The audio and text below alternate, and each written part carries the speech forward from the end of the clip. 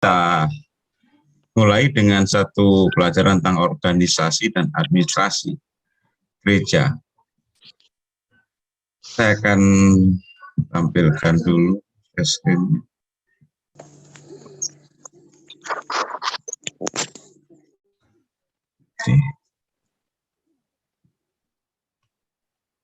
Bisa diperhatikan ya, Bapak Ibu. Bisa dilihat ya? Bisa, Oke. Bisa, Pak. Ya, jadi kita bicara organisasi dan administrasi gereja. Jadi ini satu materi yang sebenarnya kalau bicara organisasi dan administrasi ini juga bicara sekuler. Jadi tidak hanya pada satu organisasi gereja, karena organisasi itu juga ada organisasi keagamaan, ada organisasi kelompok masyarakat atau LSM dan sebagainya. Tetapi kita melihat dalam sisi gereja, di mana gereja itu di dalam dua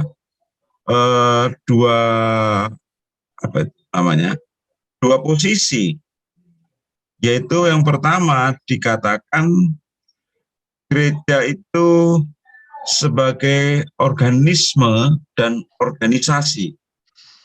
Kalau kita melihat gereja ini nantinya dalam dua hal ini, yaitu gereja sebagai organisasi atau organisme. Gereja sebagai organisme dulu, di mana gereja sebagai tubuh Kristus. Ini yang harus kita pahami lebih dahulu. Yang kedua, gereja sebagai organisasi.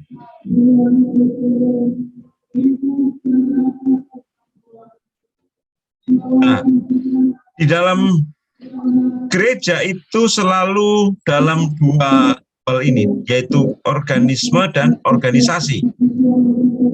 Sebagai organisme, gereja sebagai tubuh Kristus.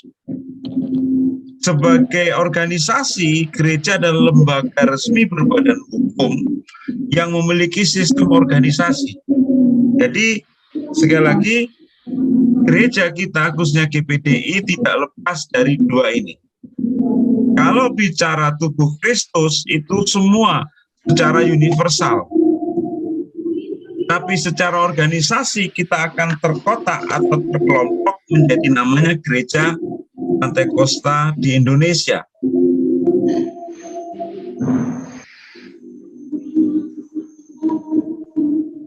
Jadi sekali lagi, gereja dalam hal ini dalam dua posisi ini.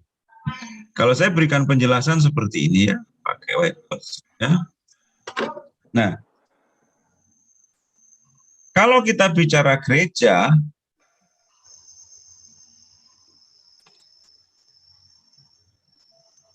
pertama bicara organisme. Yang kedua bicara organisasi.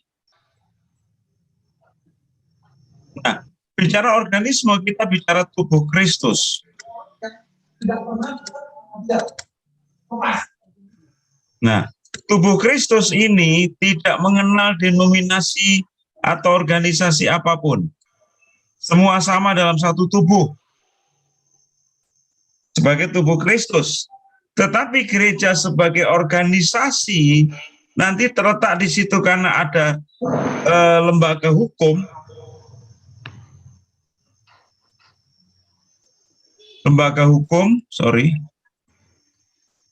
dan sistem organisasi. Nah, jadi lembaga hukum dan sistem organisasi ada dalam organisasi itu sendiri. Tapi gereja secara organisme di dalam tubuh Kristus. Nah, kita sedang mengerjakan gereja dalam dua hal ini. Sebagai organisme, yaitu gereja yang universal, yaitu tubuh Kristus, di mana Kristus sebagai kepala dan kita tubuhnya. Dan saya jelaskan lagi. Sebagai organisasi, gereja itu berlembaga. Artinya ada lembaga hukumnya, ada sistem organisasinya, nanti ada ADART-nya. nanti ada strukturnya dan sebagainya. Jadi sebenarnya secara tubuh Kristus kita tidak terlalu rumit ini. Tidak rumit maksudnya ya kita bicara hal yang rohani, bicara sebagai tubuh Kristus, gereja universal. Tapi secara organisasi ini cukup rumit sebenarnya. Nah, kita bicara organisasi dan administrasi gereja. Jadi sekali lagi, gereja dari dua hal, secara organisme, kedua secara organisasi. Secara organisme kita bicara tubuh Kristus yang universal.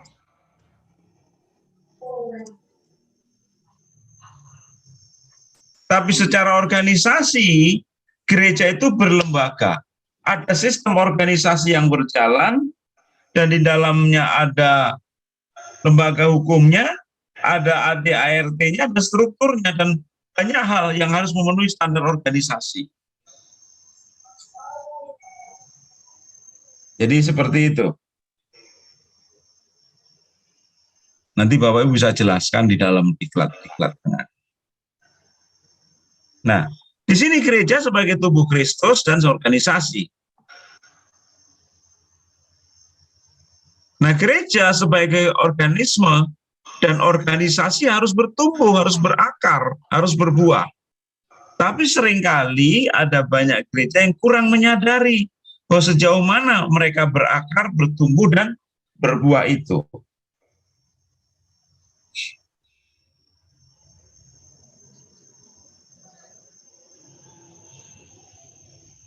Selama ini ada banyak gereja berpikir mereka sudah mengalaminya, tapi sesungguhnya gereja banyak yang stagnan ya, artinya tidak berjalan atau berjalan di tempat. Nah, ini yang seringkali menjadi masalah di dalam gereja, termasuk gereja kita namanya Gereja Pantekosta di Indonesia. Dengan kita ada ART, ada struktur organisasi, dan sebagainya. Nah, kita lihat di sini, sekali lagi, gereja harus bertumbuh, berakar, dan berbuah dalam dua hal ini.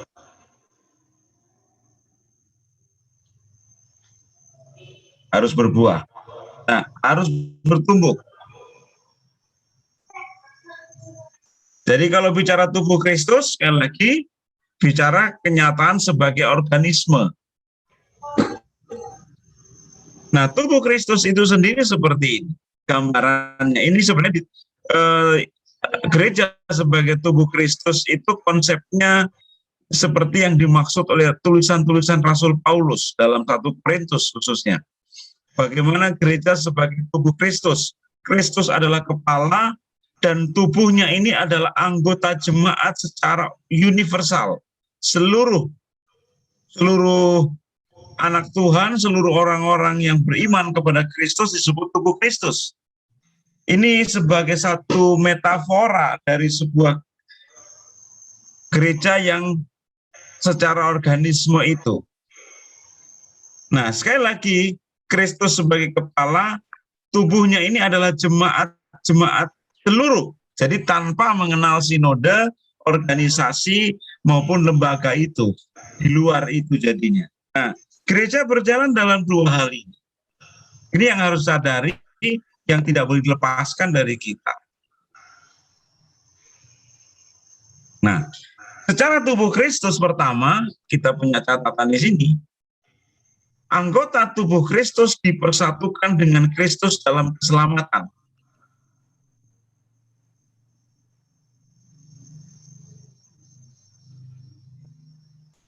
Jadi di sini tubuh dan kepala ini satu.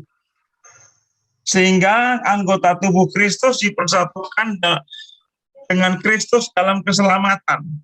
Mestinya kalau Tuhan Yesus sudah masuk di belakang tabir, aman bagi jiwa kita sebagai pengharapan keselamatan, tubuhnya ini sama.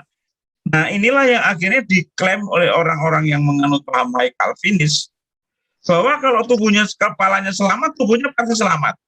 Ya iya, tubuhnya pasti selamat, tapi kita belum tentu maksudnya. Karena kesatuan kepala dan tubuh ini pasti. Sehingga dalam keselamatan sebenarnya kalau Kristus itu sudah masuk dalam di belakang tabir dalam pengharapannya aman bagi jiwa kita itu mestinya tubuhnya sama. Gitu. Yang kedua, anggota tubuh Kristus mengikuti Kristus sebagai kepala. Mereka, nah, gereja secara organisme nanti tidak dalam sistem organisasi, tidak ada peraturan, tidak ada sinode yang mengikatnya secara duniawi. Jadi semua tergantung dari instruksi sang kepala, yaitu Kristus. Jadi maksudnya bahwa semua anggota tubuh Kristus ini mengikuti Kristus sebagai kepala. Tidak ada komando yang lain, tidak ada satu petunjuk yang diberikan dari yang lain kecuali kepala. Sehingga hubungan Bapak Ibu jemaat secara tubuh Kristus harus mengikuti apa yang menjadi kehendak kepala, yaitu Kristus. Bukan dalam lembaga. Yang ketiga, anggota tubuh Kristus merupakan perwakilan jasmani Kristus di dunia. Gereja adalah organisme yang melaluinya Kristus mewujudkan kehidupannya di dunia pada saat ini. Jadi, sekali lagi, di sini kita sebagai tubuh Kristus, sebagai perwakilan jasmani Kristus di dunia. Maksudnya kalau Bapak Ibu pernah ada doa Bapa kami yang di surga, dikuduskanlah namamu, datanglah kerajaan, jadikanlah kehendakmu di bumi seperti di surga. Artinya, apa yang menjadi kehendak Kristus, apa yang menjadi karakter Kristus, itu nanti dinyatakan lewat anggota tubuhnya itu. Kalau Kristus itu penuh kasih, maka tubuhnya juga yang sama melakukan kasih. Kalau dalam Kristus itu mengorbankan dirinya bagi banyak orang, ya sama, kita juga sama. Jadi semua yang dikerjakan anggota tubuh Kristus, perwakilan jasmani Kristus di dunia. Gereja adalah organisme yang melalui Kristus mewujudkan kehidupannya di dunia pada saat ini. Ya, jadi kalau ingin tahu kasih Tuhan, ya saudara yang harus menyatakannya. Jadi jangan nunggu Tuhan sendiri yang menyatakan. Terus anggota tubuh Kristus didiami Roh Kudus Kristus atau Allah itu. Jadi semua sama, satu roh dengan Tuhan, satu roh dengan Kristus. Kenapa? Semua tubuh ini punya nafas roh yang sama dengan kepala. Gitu. Ya, sehingga semua yang kita kerjakan mengikuti komando dari pusat sang kepala, yaitu Kristus sendiri. Rohnya sama. Rohnya sama. Nah, yang kelima, anggota tubuh Kristus memiliki berbagai karunia rohani, khusus menurut fungsinya. Jadi ada fungsi-fungsi masing-masing. Sehingga ada yang jadi pendeta, ada yang jadi kepala, ada jemaat, ada yang jadi pimpinan gereja, ada mereka yang terpanggil sebagai majelis gereja, dan sebagainya. Sesuai dengan karunianya masing-masing. Ada yang sebagai pengajar, dan seterusnya. Nah, di sini letaknya bahwa tubuh Kristus sekali lagi memiliki berbagai karunia menurut fungsinya. Jadi ini semua berfungsi yang menopang satu kepala, yaitu Kristus. Karena sama seperti tubuh itu, satu dan anggotanya banyak, dan segala anggota itu sekalipun banyak merupakan satu tubuh. Demikian pula Kristus. Jadi seperti itu. Sehingga di sini Bapak Ibu, itulah gereja secara organisme yang bisa saya jelaskan secara singkat. Nah, gereja sekali lagi ada di dalam organisme tubuh Kristus, tapi juga organisasi. Dua-duanya harus berjalan. Jangan hanya sebagai tubuh Kristus, tapi tidak punya organisasi. Sehingga kalau terjadi sesuatu berhubungan dengan pemerintah, sesuatu berhubungan dengan lingkungan, maka gereja itu dianggap tidak ada. Gereja itu dianggap liar. Gereja itu dianggap tidak berbadan hukum. Nah, tetapi sisi lain, kalau hanya kita bicara organisasinya saja, tanpa melihat sebagai organisme, maka hanya sebagai satu kumpulan. Tidak ubahnya seperti LSM, lembaga-lembaga yang sama dengan di dunia yang ada. Tapi kegiatan rohaninya yang menunjang sebagai tubuh Kristus tidak ada. Sehingga Bapak Ibu sekali lagi ini harus berjalan dua-duanya. Nah, jadi tidak bisa hanya gereja itu hanya berpatokan aku sebagai tubuh Kristus. Gereja secara tubuh Kristus yang universal ini yang sudah saya jelaskan tadi tidak bisa. Karena bagaimanapun dia juga sebagai organisasi yang di dalamnya ada lembaga hukumnya, ada sistem organisasinya, ada anggaran dasar rumah tangganya, ada strukturnya dan sebagainya, peraturan-peraturan yang mengikat gereja itu. Sehingga nggak bisa gereja, pokoknya pimpinan Roh Kudus, tidak bisa. Secara organisme juga harus berjalan. Tapi juga sebaliknya, kalau gerejanya bicara organisasi saja, tanpa melihat sebagai organisme, maka gereja itu tidak bertumbuh secara iman dan tidak memenuhi standar Tuhan. Jadi bisa dipahami ya Bapak Ibu ya, gereja sebagai tubuh Kristus atau gereja sebagai organisasi. Organisme dan organisasi mesti jelas. Kalau tidak, maka kita tidak dapat memahami hakikat dari gereja itu. Jadi sekali lagi saya ulang-ulang ini supaya tidak salah mengerti, gereja dalam posisi sebagai organisme yang menjalankan fungsinya sebagai anggota tubuh Kristus, tetapi gereja sebagai organisasi dia menjalankan kelembagaannya, menjalankan strukturnya, anggaran dasarnya, semua peraturan yang mengikat dengan organisasi itu. Dua-duanya harus berjalan. Kalau hanya satu maka terjadilah ketimpangan. Sehingga kalau gereja hanya bicara organisme tapi tidak punya organisasi, dianggap liar, itu bisa ditutup dan ditangkap pemerintah. Dianggap ilegal. Kedua, kalau gereja hanya mementingkan organisasi dan mengabaikan organismenya, maka itu hanya sekelompok kumpulan belaka yang di dalamnya kegiatan-kegiatan yang bersifat rutinitas, yang hanya memenuhi aturan organisasi, tapi tidak bertumbuh secara iman sampai seperti Kristus sang kepala itu. Nah ini, sehingga dua-duanya harus berjalan. Saya percaya, saya yakin kalau dua-duanya berjalan dengan baik, maka gereja akan bertumbuh. Iya, jadi gereja akan sama-sama mengalami satu pertumbuhan yang lebih baik. Oke, saya lanjutkan.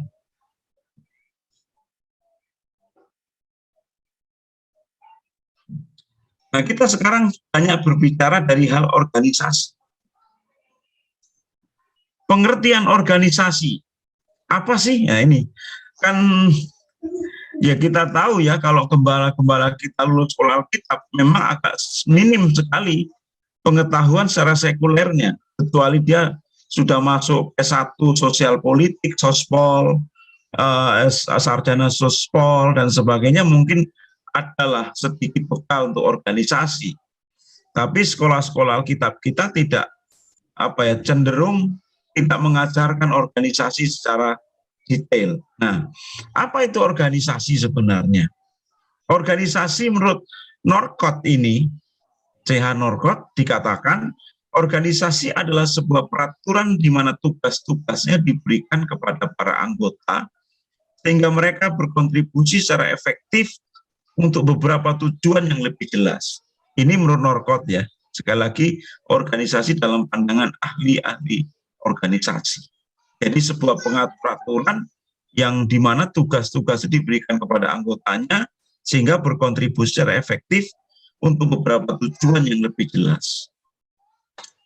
Oke, itu secara pengertian. Kedua, tujuan dari organisasi adalah untuk mengkoordinasikan aktivitas dari berbagai individu,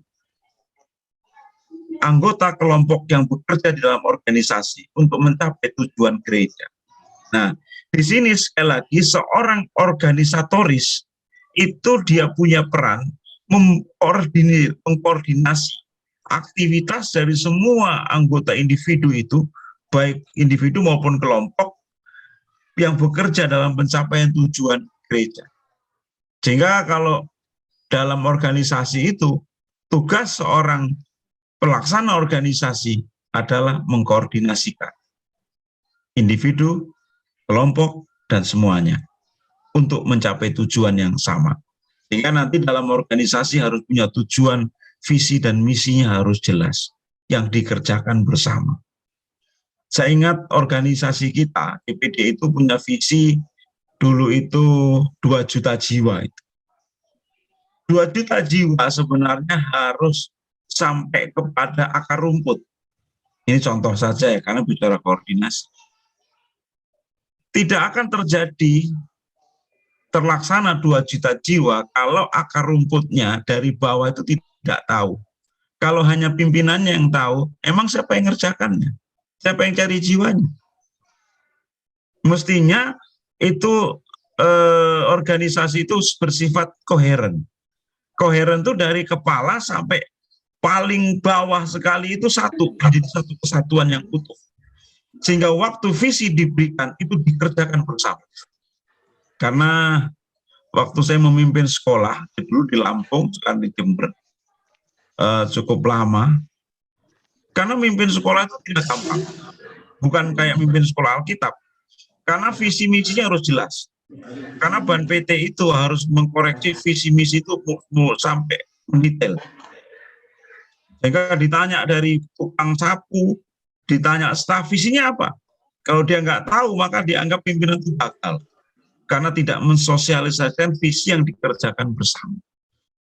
Nah, kegagalan kita seringkali karena yang bawah itu tidak tahu apa yang dibuat. Karena visinya tidak sampai. Sehingga tidak mengerti apa yang harus dilakukan. Karena untuk mencapai tujuan gereja, harus bersama-sama dari bawah sampai ke atas, mengerjakan yang sama. Gitu. Sehingga kalau hanya sampai di atas, yang ngerjakan siapa gitu. Itu sampai nanti anak sekolah kita juga harus tahu itu. Ini loh visi kita, supaya mereka sama mengerjakannya. Jadi tidak ada yang kesana kemari, sama.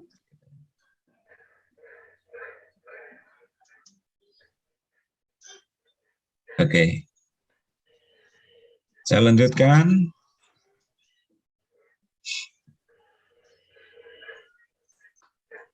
Louis Allen berkata, organisasi sebuah proses identifikasi dan pengelompokan pekerjaan yang akan dilakukan dan mengerjakan tanggung jawab dan wewenang serta membangun hubungan untuk sebuah tujuan yang membuat anggota organisasi saling bekerja sama secara efektif dalam mencapai tujuan.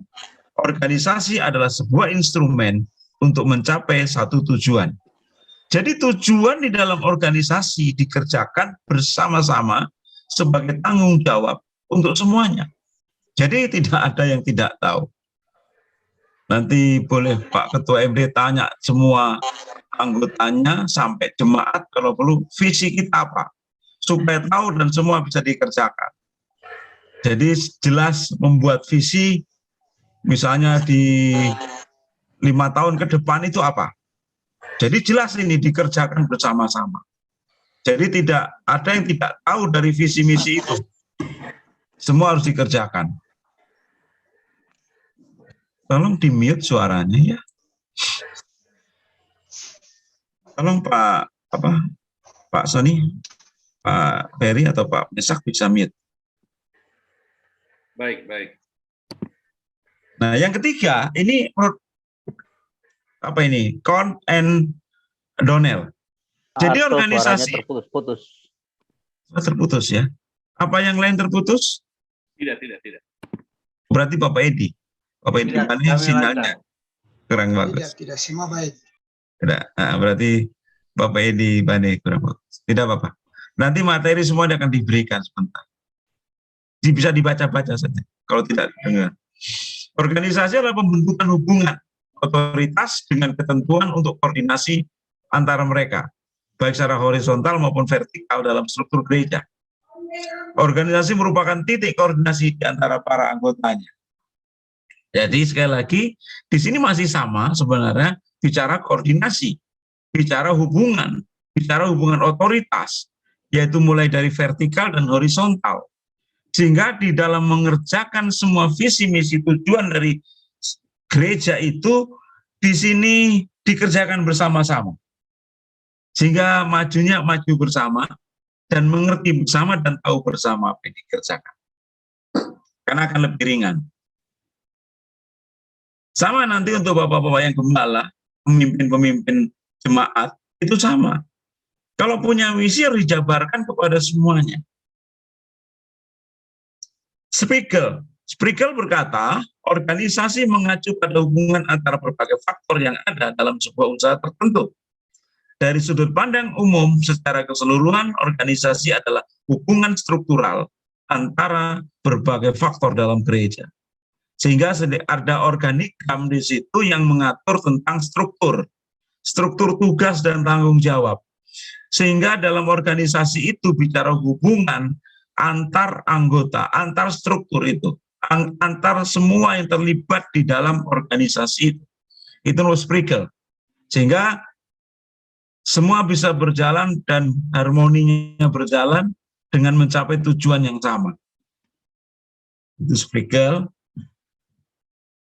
Miller. Organisasi merupakan struktural tugas dan tanggung jawab yang dikerjakan oleh masing-masing personel dari organisasi. Organisasi proses pemantapan tugas dan tanggung jawab orang-orang di suatu kelompok agar tujuannya yang ditentukan dapat tercapai. Nah, ini perlu menyadari kalau Bapak Ibu sebagai koordinator atau pemimpin dari sebuah organisasi melihat kompetensi atau kemampuan yang dimiliki oleh anggotanya itu. Iya, karena ini berhubungan dengan tugas dan tanggung jawabnya. Kalau tidak, jadi gini ya, saya ada pengalaman mimpin sekolah itu. Jadi kalau kita ada satu yang macet, satu nggak jalan fungsinya, itu hampir semua berimbas. Jadi tidak berjalan semuanya. Ada yang terganjal gitu. Misalnya contoh, kalau kami ada misalnya unit penjamin mutu itu namanya. Unit penjamin mutu ini kalau satu unit tidak berjalan, semua terkendala. Semua mesti nungguin dari dia untuk membuat sebuah, misalnya contoh, membuat pedoman penelitian. Semua nunggu, dari prodi-prodi nunggu, dari pihak akademis nunggu, semua nunggu. Karena satu ini nggak jalan. Sehingga saya dalam hal ini punya waktu 6 bulan. 6 bulan tidak punya hasil, saya ganti. Berarti tidak bisa bekerja. Daripada semua tidak bisa jalan. Mungkin saya nggak dianggap agak sedikit otoriter ya. Tapi itulah yang terjadi. Karena organisasi itu sebuah sistem yang di dalamnya satu titik dengan titik yang lain, semua anggota itu satu rangkaian yang sama. Kalau satu macet, semuanya macet. Jadi kalau satu tidak berfungsi, semuanya akan terganggu. Jadi seperti itu. Sehingga diperlukan di sini seorang yang memiliki kompetensi, kemampuan yang menguasai di bidangnya. Ini bicara organisasi. Kita tidak lagi bicara organisme. Nah, kalau organisme kan panggilan. Itu bicara, ini kita kadang-kala di dalam gereja kita itu masih ada simpang siurnya. Simpang siur mana organisme, mana organisasi. Organisasi itu sekali lagi di dalamnya ada tugas dan tanggung jawab dalam struktur itu. Bukan panggilan. Harus dibedakan ya. Mana itu panggilan Tuhan? Saya dipanggil jadi sekretaris misalnya. Sekretaris gereja. Loh, padahal kamu nggak tahu sekretaris itu seperti apa. Kamu tidak tahu sekretariatan. Kamu tidak tahu ngetik. Kamu tidak tahu membuat surat. Kan saya dipanggil Tuhan. Nah, sudah kalau dipanggil Tuhan ini masalah baru ini. Bukan itu masalahnya. Tapi ini bicara organisasi yang di dalamnya semua harus berjalan dalam fungsinya. Ada tugas dan tanggung jawab. Jadi seperti itu. Kalau tidak maka kita akan pincang. Organisasinya pasti pincang. Tidak berjalan semestinya begitu. Ya, ini pembelajaran buat kita. Dan saya pelajari juga seperti itu. Sehingga kadang-kadang saya adakan reshuffle itu karena begitu. Karena tidak sesuai fungsinya ini. Tidak ada laporannya, udah berarti kamu saya reshuffle. Ya suka tidak suka sebenarnya begitu. Demi berjalannya sebuah sistem organisasi.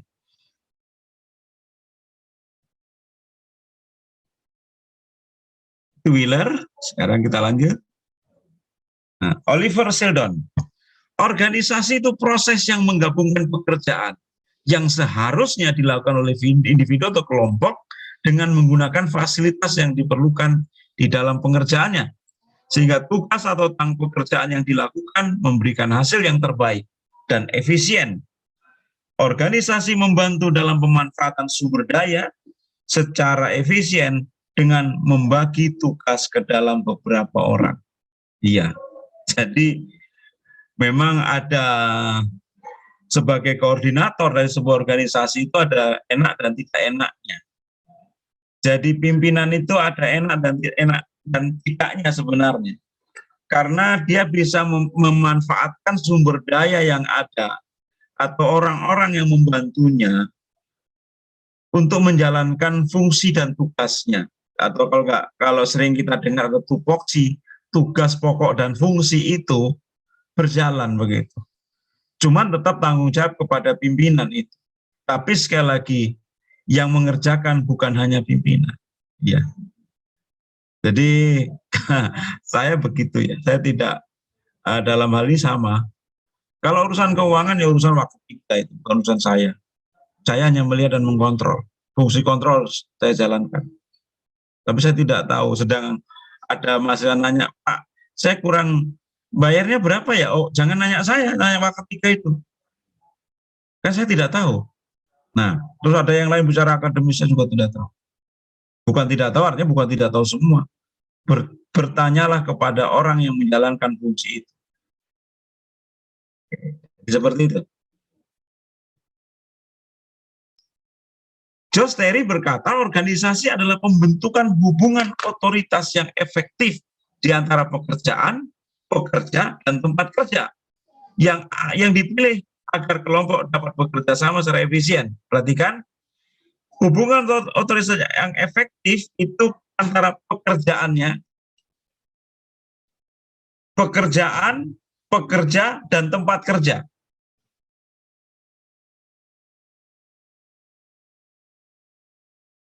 Perhatikan di sini Bapak Ibu. Organisasi pembentukan hubungan otoritas yang efektif antara pekerjaannya. Ini job desk-nya atau tugas pokok fungsinya. Pekerjaannya apa? Tugasnya apa? Siapa yang melakukannya? Pekerjanya siapa? Terus tempat kerjanya, areanya di mana? Job desk-nya itu dalam hal seperti itu. Yang dipilih agar kelompok dapat bekerja secara efisien. Seperti Bapak Ibu kan ada tugas, ada yang di Merauke, ada yang di Timika, ada yang di Serui, ada Jayapura, seperti itu dalam pengelompokannya. Ada tempat area kerjanya begitu. Nah, organisasi adalah terciptanya hubungan antar manusia dan pekerjaan sehingga dapat dilaksanakan lebih baik dan efisien. Jadi saya harap Bapak Ibu bisa memahami dari pengertian organisasi ini sebenarnya, karena kita sebagai pemimpin, sebagai pengajar, sebagai guru, itu harus menguasai khususnya apa yang kita akan kerjakan ini. Minimal Bapak Ibu pernah mengalami, misalnya kalau organisasi ya pernah mengelola organisasi atau memimpin organisasi atau menjadi anggota dari organisasi itu. Sehingga kita dapat menjalankan fungsi kita. Gitu. Saya percaya kalau Bapak Ibu bisa kerjakan, bisa maju gereja kita. Akan maju.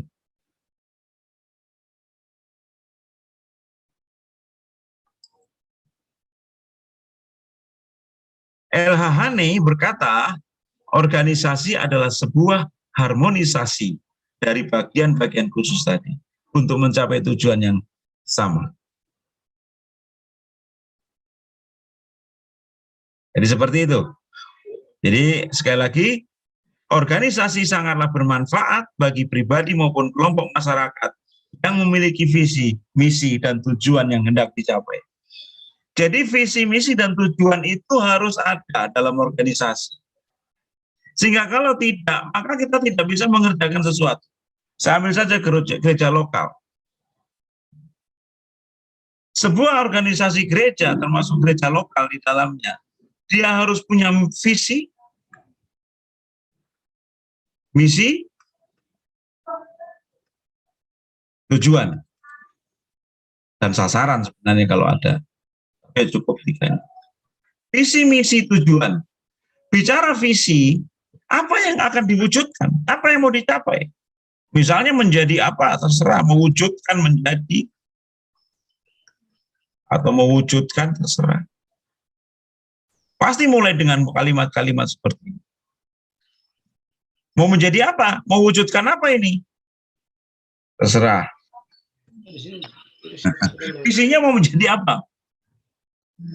Tapi begini ya, visi misi dalam organisasi sebenarnya bukan datang dari Alkitab. Artinya, kalau itu bagian tubuh Kristus, visi misi ini menjalankan tugas pokok dan fungsi dari organisasi. Kalau misalnya visinya, jadikan semua bangsa muridku, itu mah bukan visi, itu amanat agung. Atau misalnya apa? Menjadikan apa? Misalnya orang dipenuhi Roh Kudus, itu mah bukan visi, itu ajaran Alkitab. Sehingga di sini diperlukan Bapak Ibu bisa melihat visi misi dalam organisasi gereja. Mau jadi apa ini? Misalnya mencapai apa itu? Mendirikan gereja 1000 gereja. Jadi kerjakan mewujudkan 1000 gereja di Papua. Bisa terjadi. Kalau dikerjakan semuanya. Semua mendukung, menyokong, menopang dari visi yang sama itu. Seperti itu. Jadi visinya jelas. Kalau gereja misalnya contoh, dalam 5 tahun ke depan, jemaat mencapai misalnya 500. Contoh gak usah banyak-banyak. Karena jangan muluk-muluk. Artinya ya bisa dikerjakan, terukur gitu. Dalam bahasa sekuler itu terukur. Mewujudkan 1000 jemaat, terukur maksudnya ya bisa kalau gantung gerejanya. Jangan saudara gerejanya maaf misalnya 5 kali 10 meter mewujudkan 1000 jemaat. Lah mau taruh di mana itu 1000 jemaat? Harus terukur sekali lagi.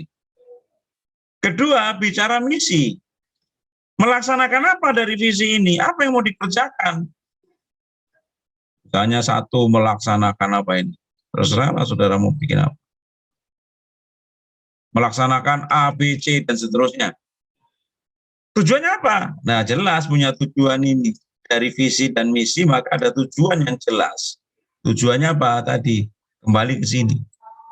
Dengan 100 jiwa, 1000 jiwa, untuk apa ini tujuannya? Seperti itu. Jadi, punyalah visi, misi, dan tujuan. Sehingga ada program jangka pendek, program jangka panjang. Kalau tidak ada visi, misi, dan tujuan, maka kita akan vakum. Yang punya visi, misi, dan tujuan saja belum tentu maksimal dalam pengerjaannya. Bagaimana yang tidak ada gitu loh. Kalau tidak ada, maka tidak ada yang dikerjakan. Seperti itu. Pasti hanya menunggu dan menunggu dan menunggu saja. Sedang punya visi saja masih belum bisa maksimal. Nanti saya kalau boleh pesan Pak Ketua MD itu semua ketua wilayah suruh buat visi misinya. Apa yang dikerjakan? Nah, itu baru ada laporannya, baru dia kerja. Kalau tidak akan kerja. Cuma nungguin habis masa waktu, paruh waktunya itu.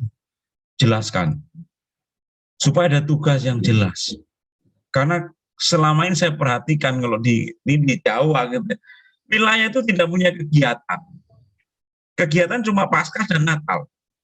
Selebihnya nggak tahu. Ya paling terakhir itu retreat atau gathering yang ngabisin saldonya. Tapi programnya tidak berjalan, tidak ada. Karena memang bagaimana membuat program. Nah, ini penting buat kita untuk gereja kita. Buatlah sebuah visi, misi, dan tujuan atau sasaran yang jelas. Maka organisasi berjalan. Ya. banyak buah pikiran dari kita itu, ide-idenya kan banyak sekali. Untuk apa kita mau kembangkan? Nah, itulah organisasi.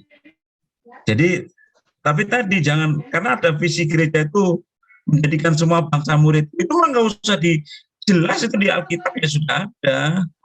Dan itu juga bukan secara organisasi, itu dikerjakan secara organisme tubuh Kristus itu.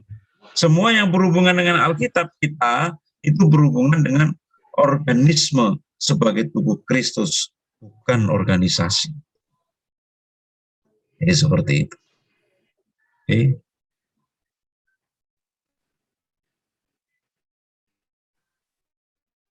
Oke.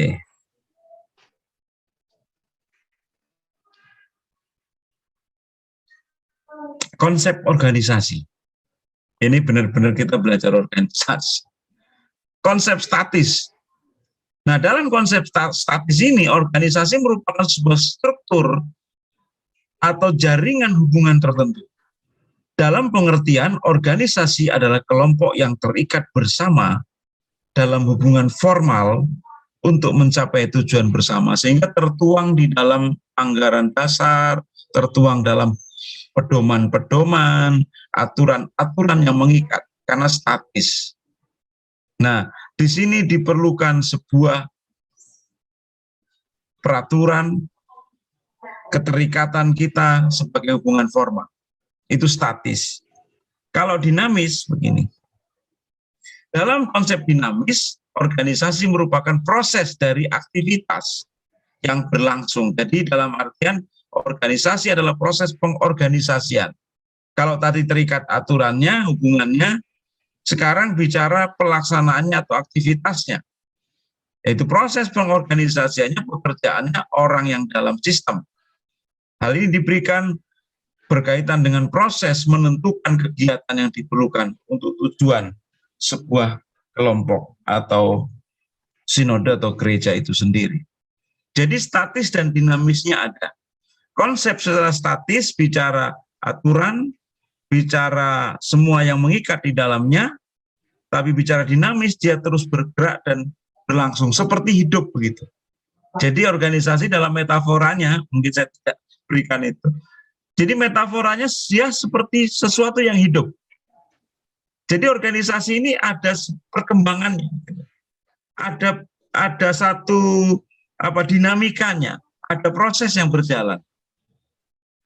Ini penting buat kita Bapak Ibu, karena sekali lagi kalau menyadari bahwa di Gereja Pantekosta di Indonesia kita minim kompetensi atau kemampuan berorganisasi, sangat minim, sehingga yang terjadi hari-hari ini sekali lagi kita cenderung rancu dalam organisasi, karena tadi tidak memahami secara baik dan benar dan mendalam tentang organisasi ini. Apalagi ya, tadi sekolah Alkitab itu kan tidak mengajari organisasi, ya cuma dikenalkan saja. Nah, dalam hal ini sekali lagi Bapak Ibu bisa baca anggaran dasar rumah tangga kita, itu bicara organisasi. Baca semua yang mengikat dalam organisasi itu. Ya walaupun sekali lagi ADART kita juga mesti harus banyak yang harus direvitalisasi, yang harus banyak direvisi sebenarnya. Tapi itu kan kembali kepada majelis pusat kita. Seperti itu. Karakternya, apa sih ciri atau karakter organisasi? Organisasi itu bicara yang pertama koordinasi. Koordinasi adalah bagian aktivitas, adalah sebuah hal yang penting dalam organisasi.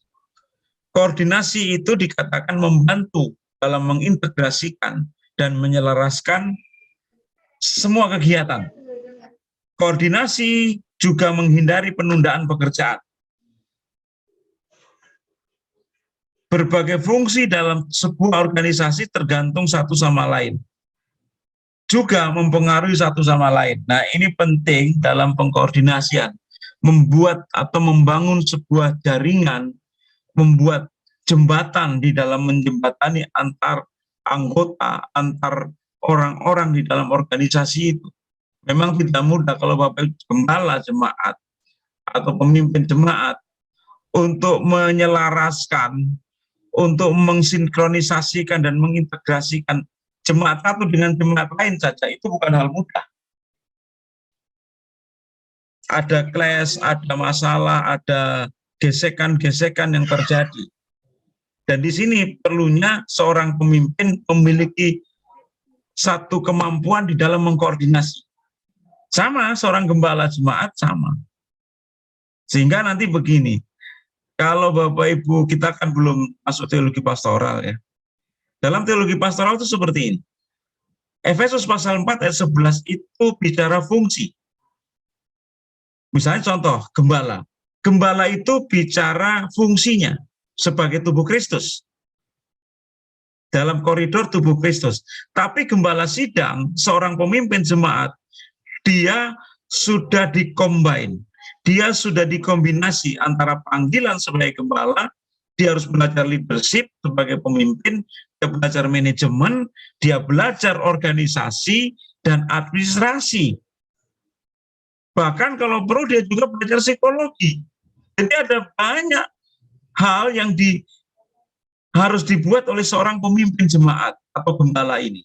Tapi Efesus pasal 4 ayat 11 itu fungsi gembala yang sebenarnya bukan yang dimaksud sebagai pemimpin jemaat di dalam gereja. Karena itu panggilan sebagai gembala. Karena panggilan gembala ini adalah orang-orang yang diberi kecakapan atau keahlian menggembalakan umat Tuhan seperti gembala mengembalakan domba-dombanya, menuntun dan mengajar mereka kepada jalan Tuhan. Nah ini semua orang tidak dilantik gembala, dia bisa jadi gembala. Masalahnya dia fungsi gembalanya berjalan. Misalnya kan ada, misalnya dia sedang berkumpul dengan orang-orang di mana di satu kelompok, dia gembalakan orang itu. Dia tuntun mereka mengenal Kristus. Tapi dia bukan gembala sidang. Dia tidak dilantik dalam organisasi. Karena fungsi sebagai tubuh Kristus. Tetapi sebagai pemimpin jemaat, pemimpin gereja, bukan hanya panggilan sebagai gembala, tapi dia harus menguasai leadership juga, kepemimpinan. Dia harus belajar tentang organisasi. Dia harus belajar juga misalnya tentang ilmu komunikasi dan sebagainya. Sehingga kalau Bapak Ibu memahami panggilan sebagai gembala, mengembalakan jemaat dalam satu gereja dan dilantik menjadi menerima jabatan pimpinan jemaat atau gembala sidang, harus banyak yang harus dipelajari. Salah satunya mengkoordinasikan. Belajar. Nah, kita kan tidak menyadari itu, yang penting panggilan. Nah, kalau panggilan ini berbeda, kita bisa mungkin karena panggilan itu melaksanakan. Tapi bagaimana dengan generasi kita? Karena mereka tidak terdidik dalam keilmuan, tetapi terdidik, ya selain otodidak begitu. Jadi kalau otodidak itu dia tidak bisa mengajar kepada yang lain. Jadi begitu. Seperti contoh kalau Bapak Ibu main musik, keyboard itu atau piano. Kalau otodidak bisa, bagus. Klasik gitu ya. Tapi tidak bisa mengajar orang lain. Karena tidak ada ilmunya. Tapi beda kalau Bapak Ibu main piano karena kursus, berlatih. Bisa diajarkan orang lain. Nah, kebanyakan pemimpin gereja kita seperti itu. Jadi bisanya itu otodidak. Bukan karena ada ilmu yang menyertai atau teori-teori yang menyertainya. Sehingga generasi kita tidak seperti yang sebelumnya. Karena kita tidak diajarkan itu. Sehingga waktu kita mengajar orang lain, mengajar anak-anak kita tidak bisa. Karena memang kita tidak punya kemampuan untuk itu. Itulah otodidak itu. Jadi perlu kalau Bapak Ibu memimpin jemaat ya sekolahlah minimal. Ada ilmu yang dipunyai untuk teori-teorinya itu. Misalnya tentang leadership. Bapak Ibu harus belajar leadership. Jadi kalau menjadi pemimpin ya belajar leadership. Kepemimpinan itu. Nanti ada materi kita kepemimpinan. Supaya apa? Dia siap menjadi pemimpin. Apa yang dikerjakan, kalau ada masalah seperti apa yang harus dibuat, itu ada di sana. Jadi tidak sedikit-sedikit tanya Tuhan. Misalnya kok ada memang ranah-ranah yang kita harus tanya kepada Tuhan, tapi yang ada memang memerlukan sebuah ilmu untuk mengatasinya. Kan kalau Bapak Ibu ada ilmu kedokteran ya, kan kalau dia mau bedah orang, dia nggak nanya Tuhan itu. Teori yang dia pernah dapatkan itu yang dipraktekkan. Karena dia belajar. Kalau dia nanya Tuhan, keburu mati pasiennya. Sama sebenarnya dengan kita, waktu kita mengembalakan jemaat, ada cara-cara berkomunikasi yang baik, ada cara-cara menyelesaikan konflik, sehingga ada manajemen konflik, sehingga bagaimana mengatasi kalau orang itu punya satu temperamen yang keras, bagaimana kalau orang itu misalnya punya satu yang agak kelainan begitu yang kita hadapi. Di sana kan ada teori-teorinya. Kita ada ilmu mengajar, pedagogik nanti. Itu ada teorinya, ada ilmunya ya. Ada, bukan cuma mengajar begitu saja. Bisa orang mengajar begitu saja. Ya, kita bisa mengajar siapa saja, kapan saja, dan di mana saja. Itu kayak iklannya Coca-Cola. Tetapi kalau tidak ada teorinya, itu masalah nanti. Iya. Kan bisa ya guru-guru kapanpun bisa jadi guru. Tapi untuk benar-benar dia punya menguasai ilmu mengajar, strategi pembelajaran, rencana pembelajaran harus ada teorinya, harus belajar. Sehingga waktu menghadapi murid-murid yang sama pinter, murid-murid yang maaf kurang pinter, atau variasi atau heterogen, itu ada caranya. Nah, seperti itu. Kalau ngadepin orang yang begini seperti apa, itu ada belajar. Itulah salah satu kalau Bapak Ibu terpanggil menjadi gembala sidang, harus banyak belajar. Gitu. Ada teorinya. Ya. Berkomunikasi saja ada teorinya. Saya dulu tidak percaya, Bapak Ibu. Apa sih orang komunikasi kan tinggal ngomong, ngobrol. Ternyata tidak. Ada ilmu komunikasi ternyata. Dan setelah saya pelajari, saya lebih baik. Dan saya nggak cepat marah, saya harus dengar dulu dia, saya harus apa yang saya lakukan. Ada ilmu komunikasi. Iya. Sehingga kita lebih soft, lebih lembut, lebih bisa melihat ada banyak hal yang kita bisa pelajari di sana. Tapi kalau tidak, repot kita. Tidak semua atau tidak. Kalau hanya panggilan Tuhan, repot ini. Nah, gereja kita cenderung mengabaikan teori-teori itu. Ilmu-ilmu seperti itu. Karena, ya tadi kan panggilan Tuhan. Iya, betul. Tapi apakah tidak lebih baik kalau kita belajar? Untuk jemaat kita, untuk orang-orang yang kita pimpin, bisa lebih baik. Lanjut. Nah, koordinasi ini, fungsi koordinasi berjalan. Ciri organisasi yang pertama, adanya koordinasi. Koordinasi bagaimana mengkoordinasikan sehingga dapat mengintegrasikan dan menyelaraskan semua kegiatan yang kita kerjakan. Koordinasi itu penting. Kalau tidak ada koordinasi, maka akan berjalan masing-masing. Nah, dalam sebuah organisasi pada umumnya akan terdapat sebuah struktur. Ada struktur, ada organigramnya di situ. Di mana apabila koordinasi itu tidak berjalan dengan baik, akan mempengaruhi pada hasil kerjanya, kinerja. Mempelajari hal dasar yang lain, nah ini ada bukunya juga, jadi struktur, perilaku, proses, dan hasil. Oke. Kedua, divisi pekerjaan.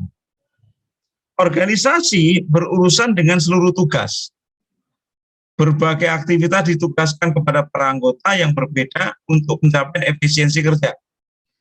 Namun hal ini bukan berarti bahwa satu anggota tidak dapat menjalankan banyak fungsi, tetapi spesialisasi. Nah, ini Bapak Ibu yang dimaksud sesuai kemampuannya.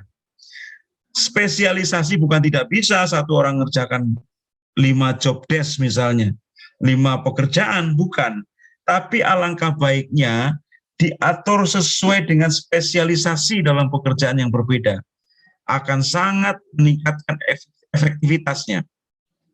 Organisasi membantu dalam membagi pekerjaan menjadi aktivitas yang ditugaskan untuk bidang yang berbeda-beda. Dengan demikian, adanya pembagian tugas tersebut penting bagi sebuah organisasi untuk memiliki manajemen yang digunakan untuk mencapai tujuan dan sasaran. Jadi divisi pekerjaan adalah melihat bagaimana spesialisasi untuk efisiensi dari sebuah pekerjaan. Contoh gini ya, Bapak. Saya itu bisa ngecat rumah itu ya, ngecat tembok. Saya bisa ngecat, bisa. Orang lihat kan bisa ngecat. Tapi akan hasilnya pertama berbeda. Kedua, waktu akan berbeda. Kalau saya ngecat misalnya satu rumah itu mungkin bisa 1 bulan. Tapi kalau memang dia tukang ahli, tukang ngecat tembok, mungkin 1 minggu selesai. Kedua, hasil. Mungkin hasil saya mungkin bisa, ya tadi, ada belang-belangnya. Tapi kalau dia tidak. Nah, ini contoh yang saya berikan kepada Bapak dalam pengorganisasian, khususnya dalam divisi pekerjaan. Sehingga pentingnya kita menempatkan orang-orang sesuai dengan keahlian yang dimiliki. Tuhan sama. Tuhan kenapa memilih orang-orang dipakainya sesuai dengan kemampuan.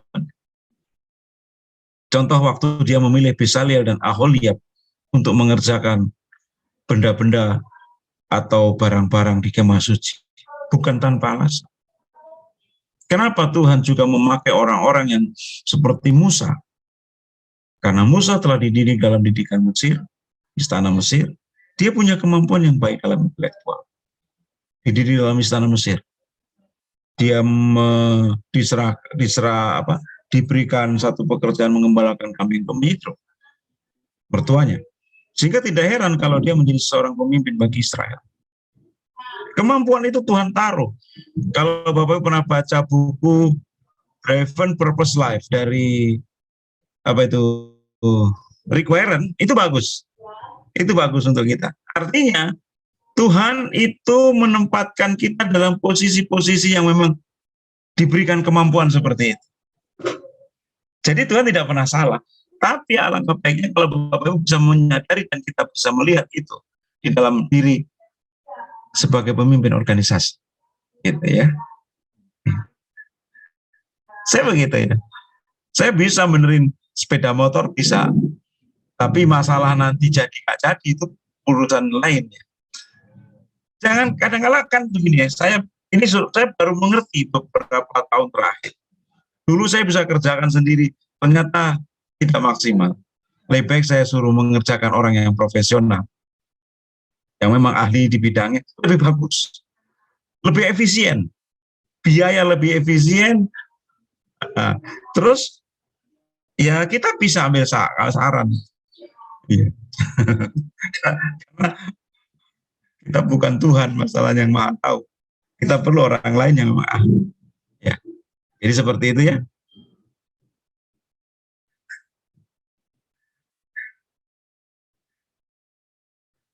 Divisi pekerjaan itu penting, Bapak Ibu. Bagaimana kita dengan efisiensi dari keahlian, spesialisasi dan sebagainya. Ya, sama. Saya ngetik itu bukan ahli ngetik saya. Kalau saya ngetik mungkin saya dapat 3 lembar, orang ahli ngetik bisa dapat 10 lembar. Dan ketikanya jauh lebih bagus. Ya gitu ya. 3. Karakteristik organisasi. Yang ketiga, tujuan yang sama, dikatakan tujuan yang sama. Semua struktur organisasi merupakan sarana menuju pencapaian tujuan yang sama. Jadi organisasi ini sebagai satu sarana, alat untuk mencapai tujuan. Jadi memandangnya begitu. Jadi Bapak Ibu, organisasi itu sebagai alat, sarana untuk mencapai tujuan itu. Sehingga organisasi ini harus hidup, harus mengalami ada aktivitasnya di dalamnya untuk mencapai tujuan itu. Jadi alat ya. Organisasi tidak pernah bisa disalahkan. Organisasi tidak pernah bisa dianggap dia baik atau tidak baik, tapi dia jadi alat. Tinggal bagaimana kita mengerjakannya, kita menggunakan itu. Seperti pisau di tangan Bapak Ibu, pisau itu bisa memotong sayur, memotong buah-buahan, tapi jika bisa membunuh orang, karena dia alat masalahnya. Kalau kita menggunakan dengan baik, dia akan menghasilkan sesuatu yang baik. Tapi kalau tujuannya jahat, dia bisa mengakibatkannya. Sama dengan politik itu. Ya, tergantung yang siapa yang mengerjakannya. Seperti itu ya. Tapi ini kan gereja.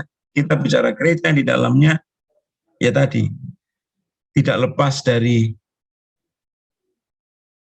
kita dengan Tuhan. Gitu. Alat, dia sebagai alat. Hubungan yang kooperatif, ini ciri yang keempat. Organisasi yang memiliki struktur yang baik akan menciptakan hubungan kerjasama di antara berbagai anggota organisasi. Sebuah organisasi tidak dapat dibentuk oleh satu orang, setidaknya membutuhkan 2 atau lebih. Organisasi yang baik akan membantu menciptakan hubungan yang bermakna. Hubungan harus vertikal dan horizontal di antara anggota dan di berbagai divisi. Struktur organisasi harus dirancang agar dapat memotivasi anggotanya untuk mendapatkan bagian pekerjaan masing-masing. Nah, hubungan kooperatif ini penting untuk sebuah hubungan kerjasama vertikal dan horizontal. Sehingga struktur organisasi atau kita sebut dengan istilah organigram itu bagaimana dirancang agar dapat memotivasi anggota untuk melakukan bagian pekerjaannya masing-masing. Jadi membuat sebuah struktur itu tidak asal buat, Bapak Ibu. Tidak asal menaruh personel atau anggota itu. Tapi di dalamnya ada satu tujuan supaya dapat memotivasi anggota untuk melakukan bagiannya. Itu. Seperti itu. Itu hubungan kooperatif. Nah, yang kelima, hubungan otoritas tanggung jawab yang ditetapkan dengan baik. Ciri atau karakteristik organisasi yang kelima adalah sebuah organisasi terdiri dari berbagai posisi yang diatur dalam hierarki, dalam wewenang dan tanggung jawab yang jelas. Tentunya selalu ada otoritas pusat untuk organisasi yang baik. Hierarki posisi dalam organisasi menentukan garis komunikasi dan pola hubungan. Sama kalau Bapak Ibu pernah lihat ada struktur di organisasi itu ada garis putus dan tidak putus. Terus ada garis tebal dan garis tipis. Karena itu sebenarnya bagaimana bicara garis komunikasi dan pola hubungan. Terus posisinya di bawahnya atau di atasnya. Nah, sehingga di sini hubungan otoritas tanggung jawab yang ditetapkan dengan baik. Bukan cuma bukan cuma hanya untuk ditaruh ditempel karena ini organisasi, enggak, tapi di dalamnya benar-benar menjalankan garis komunikasi dan pola hubungan di dalam tanggung jawab yang ditetapkan.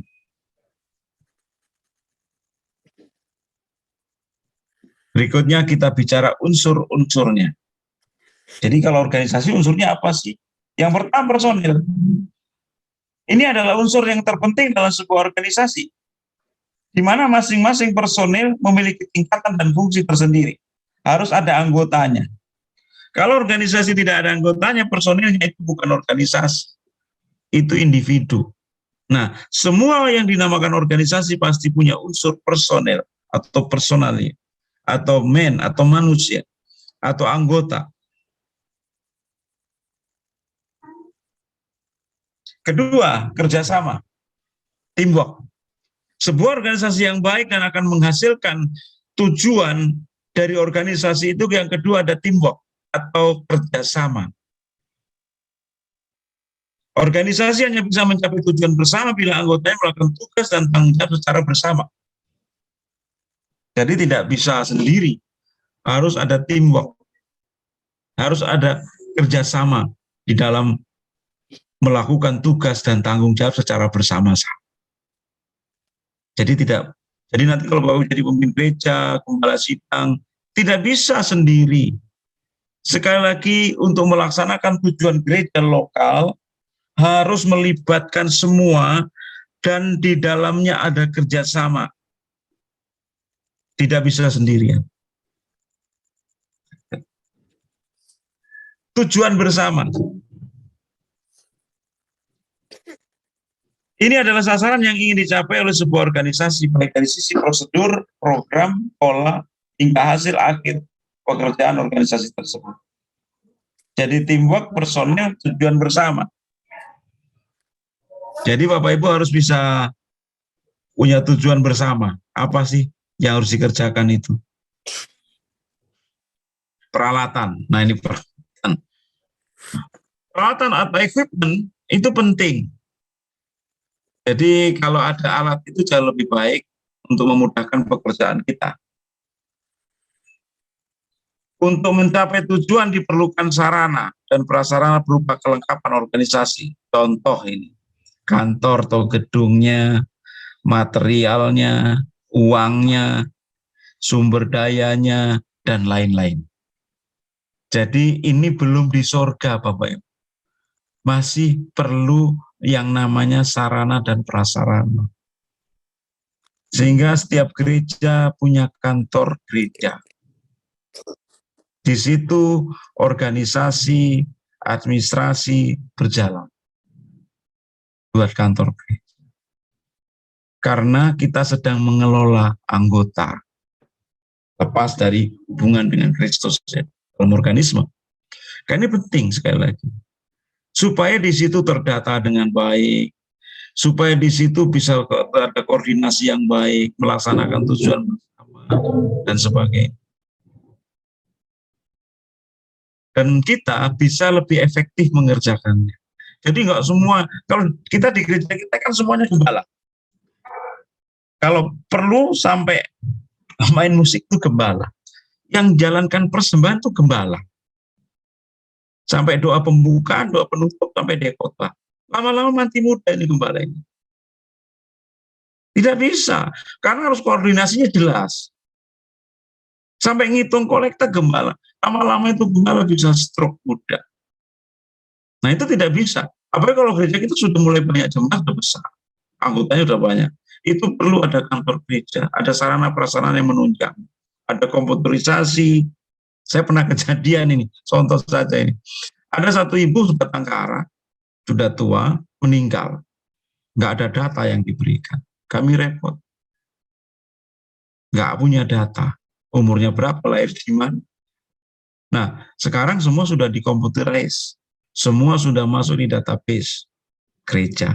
Kalau nanti misalnya ada kejadian apa-apa, dibaptis, meninggal, kita nggak perlu nanya lagi. Sudah ada di data kita. Dia lahir di mana, keluarga yang bisa dihubungi siapa. Kayak bank itu, yang bisa yang dihubungi siapa, ada nomor di situ sudah. Jadi semua ada datanya. Nah kalau itu kan mudah, jadi kita nggak bingung. Apa mau nanya Tuhan, Tuhan, ini oma ini lahir di mana dia, tahun berapa? Itu mau menulis batu nisannya saja itu susah. Karena kita kan lemah di situ, iya kan? Kalau masih ada keluarganya, kalau tidak ada gimana? Mau nanya Tuhan? Nggak mungkin kan? Nah sarana-sarana ini diperlukan di dalam sebuah organisasi. Penting. Iya.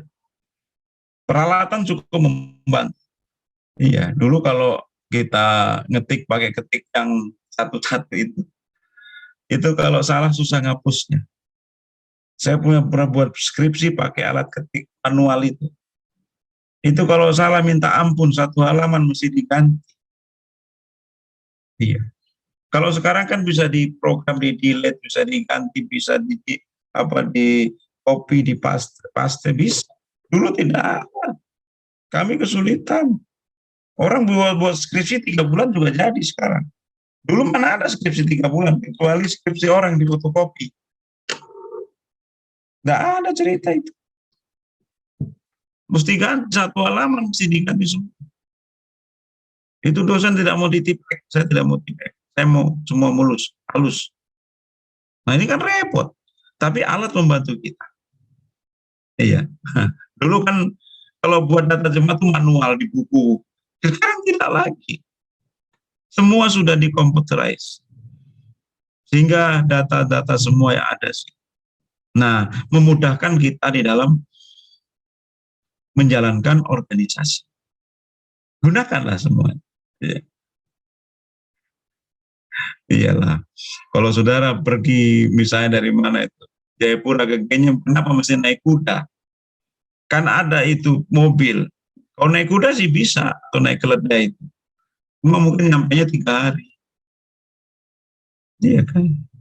Kalau naik mobil kan cuma berapa jam? Begitu saja. Jadi sarana kita perlu, sarana kita butuhkan. Iya. Sama kalau di gereja di kota itu. Kalau di sebelah ada AC, di sebelah kipas angin, pasti dia milih AC lama-lama. Panas. Itu sarana maksudnya yang digunakan. Misalnya, waduh, di situ pakai apa itu proyektor yang masih diganti-ganti pakai kertas apa itu, apa transparan itu. Udah nggak zaman lagi. Semua sudah digital. Nah, kalau kita tidak menggunakan fasilitas alat-alat yang ada, itu organisasi gereja. Tapi kalau bicara Tuhan, ya Tuhan bisa bicara dengan dia. Tapi kalau kita bicara gereja, kita perlu alat-alat. Ini penting buat Bapak Ibu. Jadi organisasi seperti itu. Ya kantor kan nggak harus bagus, minimal standar lah. Di situ ada meja, di situ ada laptop, ada ya minimal ada lah. Ya. Setiap atau kalau majelis wilayah masih pakai mesin ketik kotak-kotak itu laporannya sampai habis musda tidak ada. Karena baru ngetik separuh salah, dihapus lagi kan. Jadi semua bisa terkoordinasi dengan baik. Ya. Nanti begitu, semua anggota jemaat, semua pendeta sudah data semua sudah komplit. Kalau dia mau kemana-kemana sudah tahu ini database sudah. Jauh lebih baik. Ya. Oke, saya lanjutkan. Itulah organisasi. Jadi kalau kita bicara organisasi untuk lebih baik dan lebih maju. Tapi sekali lagi, saya mesti harus ingatkan terus. Gereja dalam organisme dan organisasi. Jangan salah. Dan jangan dilupakan yang satu. Semua berjalan bersama. Nah, ini organisasi.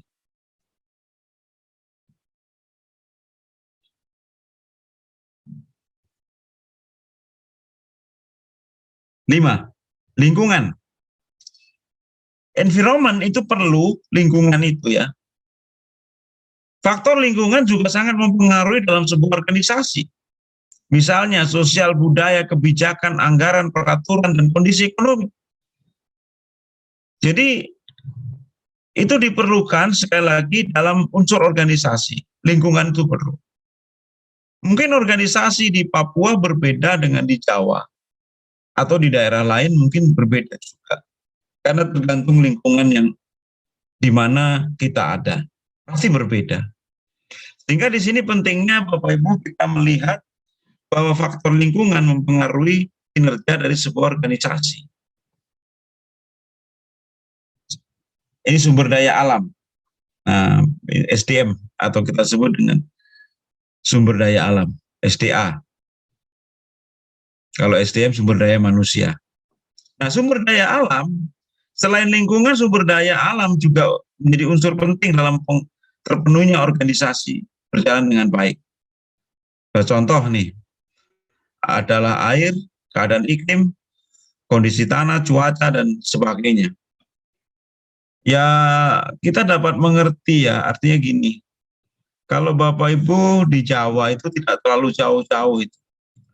Kalau di Papua itu jauh-jauh itu kota-kota itu mempengaruhi semuanya, waktu, biaya, efisiensi gitu ya. Kadang harus nunggu jadwal penerbangan, jadwal kapal dan sebagainya. Karena itu mempengaruhi, sehingga di situ dalam organisasi juga ada unsur sumber daya alam yang mempengaruhi organisasi itu. Iya, pendistribusian, baik apapun materi maupun yang sifatnya bantuan akan akan mengalami sebuah kendala di dalam hal seperti itu. Seperti ya. Jadi kalau diklat ini dikumpulkan dalam satu tempat, waduh, kita jadi masalah besar itu. Iya, kita untung masih ada teknologi gitu. Kalau tidak masalah loh Bapak Ibu. Setiap Senin mau kumpul di mana? Di Jayapura. Wah, kalau yang Jayapura mah tinggal dekat. Kalau yang jauh gimana gitu. Nah, di sini letaknya bagaimana sumber daya alam mempengaruhi dalam kinerja sebuah organisasi. Ya, makanya ya bersabarlah. Kalau belum nyampe apanya, bantuannya ya memang kondisi seperti itu. Atau misalnya apa yang diperlukan dalam sebuah organisasi. Itulah seputar dari organisasi. Dan untuk melihat bagaimana di dalam GPDI kita sudah diatur dalam ADART GPDI. Nanti Bapak Ibu PR-nya baca itu ya. Karena kita GPDI ya baca ADART GPDI. Ini artinya secara organisasi dalam keilmuan seperti ini. Baik, kita lanjutkan administrasi. Administrasi. Jos Terry mengatakan administrasi kegiatan perencanaan, pengendalian, dan pengorganisasian pekerjaan perkantoran, serta menggerakkan mereka yang melaksanakan agar mencapai tujuan yang ditetapkan. Sebenarnya sama, secara prinsip, administrasi ini mengerjakan apa yang dikerjakan oleh organisasi ini. Jadi, administrasi di dalam sebuah organisasi, dialah yang mengerjakan, dialah yang merencanakan, dialah yang mengendalikan semua kegiatan itu administrasi. Sekali lagi Bapak Ibu, pentingnya administrasi dalam organisasi gereja. Karena tanpa sebuah administrasi yang baik, maka kita akan kesulitan mendapatkan data-data. Sehingga waktu misalnya contoh ada anggota baru yang masuk, kita harus tahu dong datanya di sana. Dia tamat apa, dia punya keahlian apa, di situ terlihat. Maka ini kegiatan administrasi berjalan. Jadi kalau jemaat itu nggak ditanya lagi, tapi di dalam data itu sudah ada. Oh, dia bisa main musik. Oh, dia guru sekolah minggu. Kegiatan administrasi berjalan di situ. Dia nggak perlu nanya-nanya banyak. Sampai tingkat pendidikannya juga ada di situ. Kalau dia pendidikannya maaf, hanya SMP, SD, ada juga yang misalnya sudah S1, S2. Sehingga gembala itu telah menyiapkan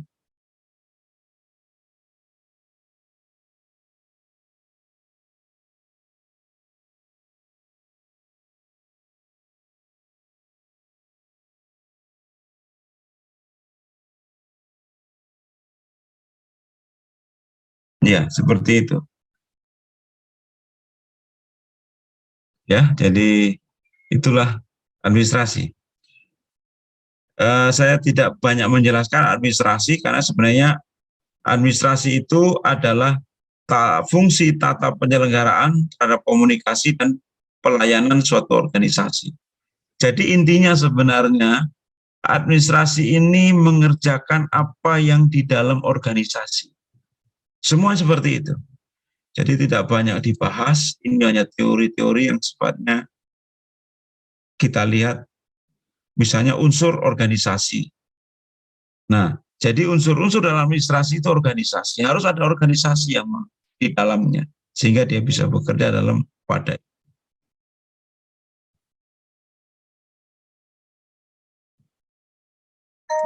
Saya akan tinggal dulu. Jadi semua sama ya, administrasi dalam yang pertama organisasi, kedua manajemen. Nanti kita akan belajar manajemen, pengelolaan itu. Ada komunikasi sama, ada kepegawaian, ada keuangan, ada perbekalan tata usaha, hubungan dengan masyarakat. Nah, saya langsung kepada fungsi administrasi dalam organisasi. Yang pertama perencanaan. Bapak Ibu dalam fungsi administrasi dalam organisasi yang pertama itu bicara perencanaan. Semua harus punya plan atau perencanaan. Planning adalah kegiatan perencanaan yang membutuhkan sebuah aktivitas atau administrasi, mulai dari pengumpulan data, mengolah data, hingga penyusunan perencanaan. Jadi harus ada rencana. Memang Tuhan punya rencana ya, dia. Tapi dalam mengelola sebuah organisasi, di dalamnya ada administrasi, yang pertama ada perencanaan. Dibuat sebuah perencanaan atau planning atau program. Dua, penyusunan atau organizing. Organizing adalah kegiatan menyusun dan membangun komunikasi kerja antar anggota. Jadi dalam organisasi sehingga tercapai satu kesatuan usaha mencapai tujuan organisasi tersebut. Jadi ada penyusunan, ada organizing. Jadi semua kegiatan disusun dengan baik, setelah direncanakan, disusun. Jadi begini, Bapak Ibu, kita sudah mulai berefektif dan praktis di dalam berpikir untuk menjalankan sebuah organisasi. Direncanakan lalu disusun, dituangkan dalam sebuah penyusunan. Kedua, koordinasi masih sama, ada coordinating. Ini saya kira sama dengan organisasi, tidak masalah. Laporan, nah ini penting. Kenapa laporan itu harus ada dalam sebuah administrasi, dalam organisasi? Reporting itu. Report itu, atau raport, aktivitas penyampaian perkembangan dan hasil dari suatu kegiatan dengan memberikan laporan dari tugas dan fungsi para pejabat yang lebih tinggi, baik lisan maupun tulisan, untuk mendapatkan gambaran tentang pelaksanaan tugas. Sampai di mana? Apa yang belum, apa yang sudah. Jadi penting ada report ini, ada laporan. Karena kalau sebuah organisasi tanpa laporan, dia tidak akan bisa menilai hasil kerja yang selama ini dikerjakan, kurang lebih, atau ini belum, atau sudah, itu belum bisa dilihat, gitu ya. Belum bisa dilihat. Penyusunan anggaran atau budgeting. Penting. Ini penyusunan anggaran atau budgeting. Budgeting itu aktivitas perencanaan pengelolaan keuangan atau anggaran dalam organisasi yang dilakukan secara berkesinambungan. Ini penting Bapak Ibu ya. Sebuah gereja dalam organisasinya itu, dia harus punya anggaran, budgeting itu. Misalnya 1 tahun, jadi kalau gereja kami nggak terlalu besar. Tapi setiap tahun kami rapat antara anggota itu, pengurus gereja terutama. Kami buat budgeting. Budgeting itu untuk melaksanakan semua kegiatan dalam 1 tahun misalnya. 1 tahun ini butuh dana berapa? Dana yang masuk berapa? Untuk apa saja? Itu sudah terlihat jelas. Jadi seperti itu. Sumber-sumber dana seperti apa? Nah, kalau tidak, maka kita akan terjadi ketimpangan dalam organisasi itu. Perlu adanya sebuah perencanaan anggaran. Kalau Bapak perhatikan dan mau lakukan dalam gereja kita, pasti bagus. Jadi tidak, apa itu orang bilang, Pantai Kosta Heran lah. Tidak. Tapi ada perencanaan yang dikerjakan. 2, penempatan atau staffing. Nah, ini staffing ini berhubungan dengan kegiatan yang berhubungan sumber daya manusia tadi, keahliannya, kompetensi, kemampuan, mulai dari perekrutan tenaga kerjanya, siapa-siapa, pengembangan, kelengkapan, dan sebagainya. 7, directing, pengarahan. Pengarahan atau bimbingan adalah sebuah aktivitas yang berinteraksi bagaimana organisasi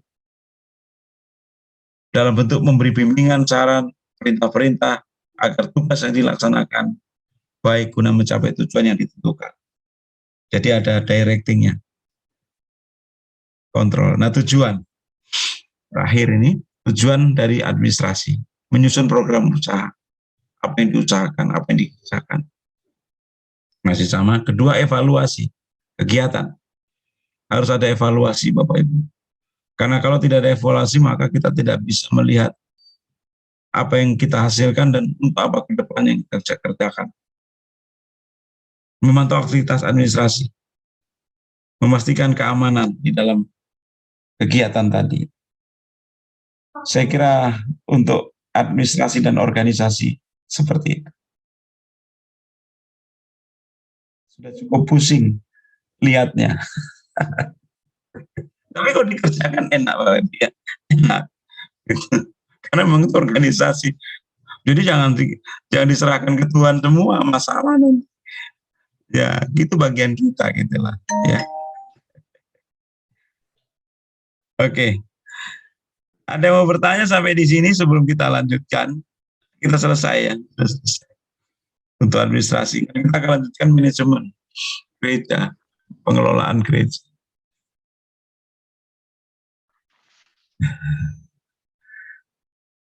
Jadi seperti itu. Tidak ada? Karena saya jam 5, jam 6. Jam 6. Saya tanya, Pak. Silakan. Berarti misi daripada gereja itu tidak harus dari ambil Alkitab. Iya. Dan harus terukur seandainya misinya itu menjadikan jemaat yang dewasa. Itu kan susah terukur. Iya, itu organisme, Pak. Gereja dalam organisme. Siapa mengukur iman? Ya. Tapi kalau organisasi terukur. Jadi kan organisme tetap berjalan. Tapi kalau itu nggak bisa dikerjakan oleh staffing, kayak controlling nggak bisa, Pak. Untuk jadi jemaat dewasa, gimana ngukurnya? Tapi dalam pengorganisasian, seperti itu teori. Itu organisme, jatuh. Bisa paham? Oh, ya. Dua-duanya harus jalan. Nah, seringkali organisasi itu diabaikan dalam gereja itu khususnya. Jadi seolah-olah yang penting jemaat dewasa, iya jemaat dewasa. Tetapi dalam pengorganisasian misalnya database, tujuan gereja supaya maju, makanya gini Bapak Ibu. Kenapa ada gereja-gereja di sebelah kita ya, saya tidak sebut ya nama gereja. Dia cepat berkembang baik secara fisik bangunan, secara jumlah jemaat, secara kegiatan, karena mereka belajar itu. Sedangkan kita ya Pantai Costa heranlah mengalir saja. Ini jadi masalah. Mungkin sekarang masih oke lah. Nantinya kita akan bermasalah. Dulu kan gereja Pantai Costa itu merajai, artinya jadi favorit, jadi populer gitu ya. Lama-lama tidak. Karena ada gereja-gereja melaksanakan itu. Iya, gitu. Kan kita tidak mau ketinggalan maksudnya. Kan tidak salah memang harus dikerjakan dalam koridor organisasi. Misalnya jaminan jemaat. Kalau jemaat dimasukkan BPJS tenaga kerjaan kan lebih gampang. Ada kalau dia celaka meninggal ada jaminannya. Kan senang dia. Tapi harus dikelola dengan baik ya. Soalnya kalau nggak bayar preminya repot. Kita menanggung. Gitu Pak. Kalau urusan rohani itu organisme. Tapi kalau pengelolaan organisasi itu organisasi gereja. Oke. Bisa memahami Pak Mesak ya?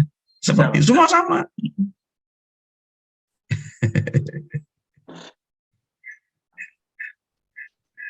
Ya. Oke. Saya kira cukup. Ya, sebentar saya kirim materinya. Itunya. Cukup? Kalau tidak ada kita tutup. Pak Pendeta Dibani ada yang mau tanya itu. Silakan Bapak. Mute-nya. Ya. Suaranya. Mic-nya Pak. Mari mic. Silakan Pendeta Dibani.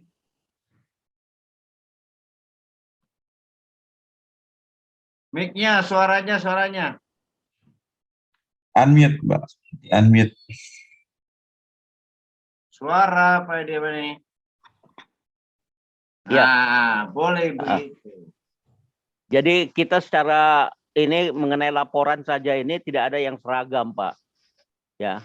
Nah, ini apa perlu mungkin ini masalah administrasi nih. Kalau organisasi mungkin sudah tertata ya, dan sudah ada MD, sudah ada wilayah, sudah ada jemaat. Tetapi koordinasi administrasinya ini yang yang belum seragam, Pak, mengenai laporan. Ada yang membuat laporannya seperti begini, ada yang seperti begitu, bentuknya itu macam-macam. Iya. Saya lebih banyak mencontoh dari Jawa Timur sebenarnya saya punya laporan, tapi itu ternyata tidak bisa diterapkan seluruhnya di sini. Dan Betul. teman-teman juga sebenarnya waktu saya jadi sekretaris wilayah pada tahun yang sebelumnya itu saya sudah bikin contoh-contohnya dengan baik, tapi nggak diteruskan dengan teman-teman yang masih muda-muda. Padahal saya inginkan yang muda-muda ini jadi penerus saya gitu ya. Kami tinggal mendorong, yang tua-tua ini tinggal mendorong. Tapi itu enggak jalan juga. Jadi bagaimana caranya mungkin majelis daerah bisa membuatkan satu format supaya itu tinggal diisi oleh gembala-gembala dan wilayah tinggal mengoreksi. Mungkin seperti begitu usulan kami. Mungkin itu bisa dipikirkan juga di sekolah-sekolah, Pak, supaya di sekolah-sekolah juga sudah mulai diajarkan mengenai itu di sekolah Alkitab umumnya lah. Karena itu biasanya calon-calon gembala itu banyaknya dari sekolah Alkitab. Terima kasih, itu saran-saran saja, Pak. Bisa dibuat. Iya, Pak. Jadi semua mungkin sudah dibuat format, tinggal ngisi. Jadi kalau kami misalnya di sekolah itu ada di laporan ke BAN-PT itu, Badan Akreditasi Nasional, perguruan tinggi, itu ada namanya borang. Borang itu instrumen namanya. Instrumen itu yang tinggal diisi. Terus di situ ada namanya petunjuk atau format mengisi. Sudah disediakan semuanya. Cuma ini mungkin kan tadi pertama komunikasi, terus semua peralatan itu kan juga harus disiapkan semuanya. Memang lebih baik nanti mengarahnya ke sana kalau digital itu. Tinggal diisi-isi oleh kita. Jadi tinggal sudah ada format. Nah, mungkin nanti Pak Ketua MD punya tugas itu. Sekretariatnya harus buat format untuk semua laporan sama, tinggal di computerize-nya jalan, tinggal dikirim-kirim. Izin Bapak. Ya. Dari Sabali. Sebenarnya keseragaman administrasi itu sudah pernah diterapkan waktu zamannya Sekum Pak Adi Sujaka. Iya. Hanya setelah turunnya beliau tidak dilanjutkan oleh seperti yang tadi Pak Edi Bane kasih tahu tadi. Itu sayang. Sebenarnya itu bagus untuk tinggal dilanjutkan format-format itu. Iya. Lanjut, ya. Oke, Pak Edi, Bali, Pak Bali. Oh iya, saya cuma tadi Om Edi katakan organisasi sudah tertata. Mungkin di lingkaran kota mungkin. Kalau radiusnya jauh ratusan kilo ke pedalaman untuk di Papua, itu seperti tadi Bapak Lim katakan, gembala kerja dari A sampai Z. Karena SD-nya tidak ada. Dan itu realita. Mungkin dengan besok kalau periode besok ini setelah musda kita, mungkin kita menata bagus lagi. Dan itu butuh orang-orang yang berkompeten dan kompetensinya itu mantap. Harus memiliki wawasan holistik dan menguasai seluruh sistem. Terima kasih. Ya. Berarti calon sekretaris nih Pak di Bali ini. Iya, harus begitu. Kalau secara organisasi harus begitu. Iya, harus holistik. Kalau organisme ya seperti kedewasaan. Iya, organismenya seperti Lukas 2 ayat 52. Ya, silakan. Baik, seperti itu, Pak. Kalau begitu kita tutup dulu, atau silakan ada pengumuman dari... Saya Pak mau bertanya. Iya. Ya, tadi Bapak sudah sampaikan materi yang luar biasa terkait dengan fungsi gereja. Ada dua, organisme dengan organisasi. Saya tertarik sekali dengan organisme. Kenapa? Kalau organisasi ya kita udah tahu lah seperti apa. Tapi apakah atau apa barometer kita tahu bahwa satu gereja lokal itu dia memang ada di dalam satu tubuh Kristus. Karena dia kan organisme. Tadi dibilang organisme kan tubuh Kristus. Apakah ada kriteria? Katakanlah gereja lokal A. Apakah otomatis mereka semua adalah tubuh Kristus? Atau ada kriteria untuk masuk jadi tubuh Kristus? Seperti itu. Supaya jelas, jangan kita katakan ya gereja A tubuh Kristus, gereja B semua tubuh Kristus, tetapi apa kriteria? Ya ini yang mungkin kita harus tahu. Seperti itu. Ini yang saya ingin tanyakan. Iya.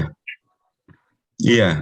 Jadi dalam Alkitab siapa tubuh Kristus itu yang dimaksud oleh Paulus? Tubuh Kristus itu semua orang yang percaya dan menerima penebusan darah Yesus. Itu tubuh Kristus. Sehingga pernah dituliskan dalam Kisah Rasul, kita itu menggembalakan umat tebusan darah Yesus. Nah, cuma kan masalahnya, benar nggak dia percaya Kristus itu? Apalagi kalau di dalam Indonesia Timur itu kan memang mendominasi untuk orang Kristen itu ya. Kalau di Jawa kan masih bisa dilihat benar orang Kristen atau tidak.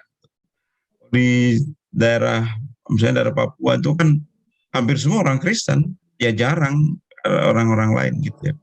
Tapi tubuh Kristus itu yang dimaksud di Alkitab adalah semua orang yang telah percaya bahwa Yesus Kristus adalah Tuhan dan Juru Selamatnya dan dia menerima penebusan darah Yesus. Itu yang dijelaskan di Alkitab. Tapi kalau ditanya ya susah. Sama orang dibaptis itu, udah bertobat atau belum ya susah. Betul. Apalagi kalau udah mau nikah pasti mau dibaptis kalau belum dibaptis. Gitu. Baik. Oke, saya kira cukup. Terima kasih. Mungkin yang terakhir dari saya, Ya, silakan Bapak Ketua.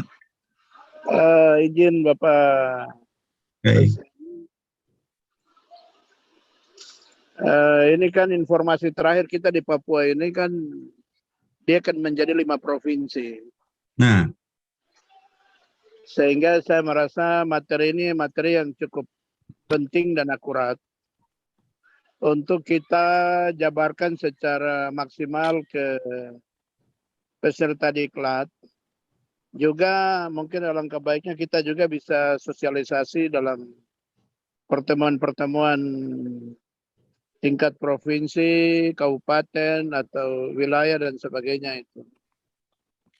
Untuk mengkaderkan pemimpin-pemimpin muda untuk di kemudian hari mereka bisa menangani gereja. Yang kedua, secara khusus di Papua, sesudah musda ini kita sudah harus mempersiapkan komposisi-komposisi kepemimpinan di tingkat-tingkat provinsi yang baru. Makanya terima kasih kepada dosen buat materi ini, karena kita sudah bisa memperlengkapi, memilih secara khusus orang-orang dengan kemampuan-kemampuan istimewa di tiap-tiap wilayah untuk kita rekrut PMD yang nantinya di tugas-tugas sesudah 2024 itu sudah bisa masuk di paling tidak 27 kita bisa rekomendasi untuk MD-MD baru. Papua Tengah, Papua Pegunungan Tengah, Papua Selatan, Saireri, seperti begitu. Papua Utara. Itu saja, ya Papua Utara. Mungkin itu saja. iya. Memang kita butuh orang-orang seperti itu untuk memajukan organisasi. Iya, jadi ya bersyukur ada bisa mengkoordinir, bisa melihat dan punya visi ke depan untuk organisasi GPDI lebih baik. Jadi kalau bicara iman ya semua kita bicara iman, Roh Kudus kita bicara, ini kita bicara organisasi. Jadi supaya kita bisa kompetisi dengan yang lain, artinya tidak tergerus oleh zaman itu. Iya, kira itu. Baik, saya serahkan ke Pak siapa koordinator. Izin saya mau ambil gambar dulu. Iya, silakan Bapak. Tolong ditunjukkan wajahmu. Halo. Pak Ketua udah? Mana Pak Ketua ini? Iya, baik.